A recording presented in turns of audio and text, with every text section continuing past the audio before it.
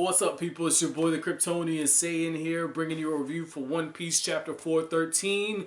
Cover story time. So, Baroque works. Looks like they're being sentenced.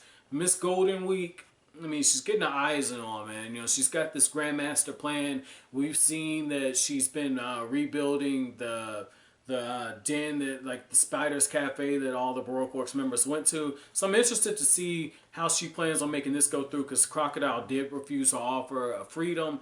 Now this chapter, holy shit, Usopp, excuse me, Sniper King, or Snipe as Nami just comes up with name. I like how Nami, again, it's the character quirks, okay? Because Nami's just like, I don't care what you're calling yourself. Really don't give a fuck.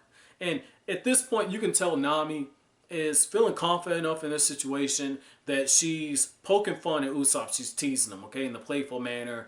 You know, they built up the rapport, because this is like the third time she's called Usopp by something else in this chapter. Even though the first time it's because she was talking to Frankie. But I love that. But, you know, Usopp, what the fuck are you doing, dude? Like, you put the mask on, you become Sniper, aka Sogeking, and the IQ doesn't go up, but the bravery does.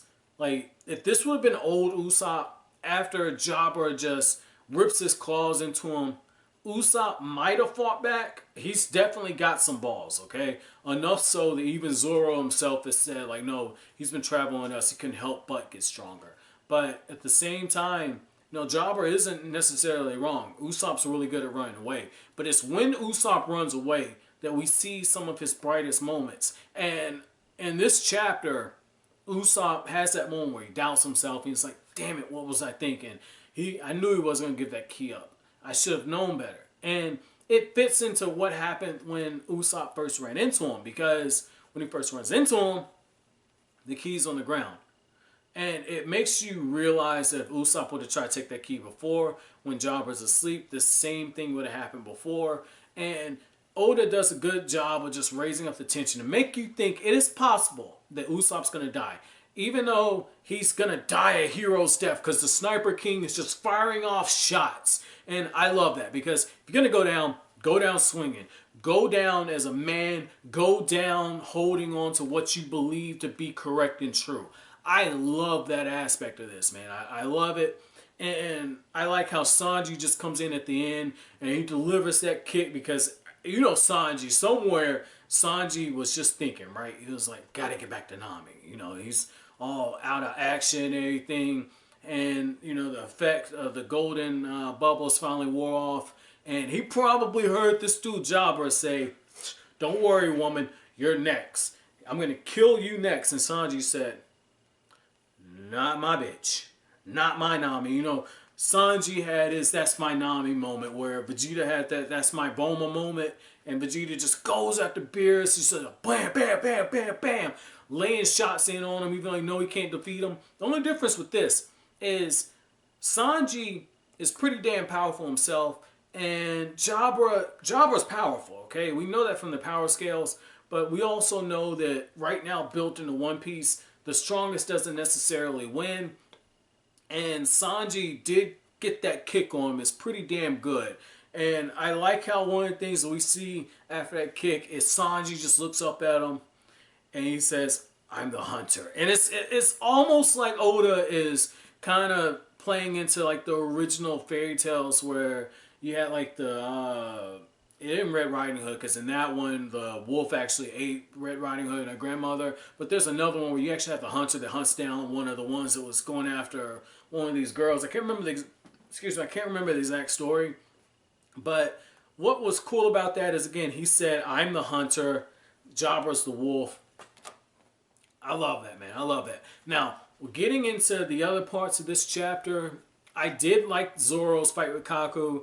It hasn't necessarily let me down. I like how in that one, you know, Zoro's going right for the fucking kill. I told you before, that face Zoro had, that was an absolute rape face, okay? That was a rape face, but Zoro wasn't counting on the fact that Kaku could actually change the muscles in his neck, and it's basically allowing him to use the finger pistol, which it makes sense because that is a signature move of all these CP9 members, but a force is so strong that it creates shockwaves. And You got Zoro blocking it with all three swords. And it just lets you know that this is going to be a hell of a fight. And we're just getting started. I thought that was pretty cool to see that. As well as to see Nami's reaction after the fact. Because you even got Usopp weighing in. Usopp's like, ha!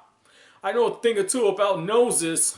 Yeah, you're damn right you do. Yours is pretty fucking big. So I thought that was cool. Now, another thing that I really enjoy is how after the fact, we get Frankie. He's looking down at Chopper and he says, the fact that you would go this far to save your crewmates, you know what? I can't even be mad at you. You attacked me, but I can't be mad at you. And then he also recalls Nami's words to him, where Nami is laying out the plan to him. She says, I'll free Longnose and I'll free Zoro. Don't worry about that. But also, she tells him, the Buster Call's coming. We have two options. We can try and retrace our steps. Chances are we can't make it back here in time.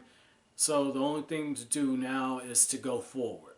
And one of the things that she says, I'm paraphrasing, but she basically tells him, you have the path not taken, and then you have the one that you've already taken before. Which one do you choose? And it's a nice life lesson in that one, because sometimes going back does allow you to go forward, you know, but at the same time, sometimes choosing the path that you haven't taken is the only way. And One Piece is an adventure story. And at the end of the day, if the Straw Hats, any of those members, have to choose between something they've already done and taking the unknown road, they're going to take the unknown road 10 times out of 10. So I like how, again, even in the midst of all of this, Oda's continuing to flesh out these characters. And I feel like you're seeing a little bit of Luffy rub off on Nami in that instance, because Nami, before she charts the course, Nami was a very calculated character. When we first met her, she's trying to get the berries to free her village, and everything she did, there was a reason. I don't think the Nami that we first met would have necessarily done this. I think she would have entertained the idea, but that Nami would have wanted more information before she went through with it. So I like how this is something that we're seeing in this, is that Luffy's characteristics are kind of rubbing off on each of those crew members. And even on a guy like Frankie who hasn't joined the crew, I can see Frankie starting to understand the appeal of it. And now he's like, I'm going to go save Nico Robin. And he tells Kokoro and the chick that knows like the secret way to the passage, like, look, you just bring the reindeer, we'll go. I love this. This was just an absolutely fun chapter to read. My chapter question to you guys is, what were your thoughts about what Nami said about taking the unknown road? And with you in your life, right?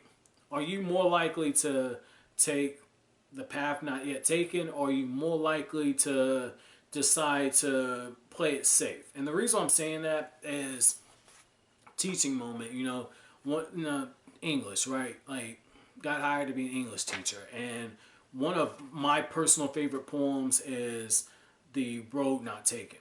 And with that one, it feels very fitting in this, okay? Because it feels like this is something that might have influenced. And I know that Oda does take some of the inspiration from literature and from different religious stuff in order to come up with character names and some of these quotes and stuff. So I'm really curious to know if that poem was one of the things he thought about. But as always, guys, if you like anything I had to say, don't forget to comment, rate, subscribe, share. Thank you so much for watching to the end of the video. Have an awesome day, guys.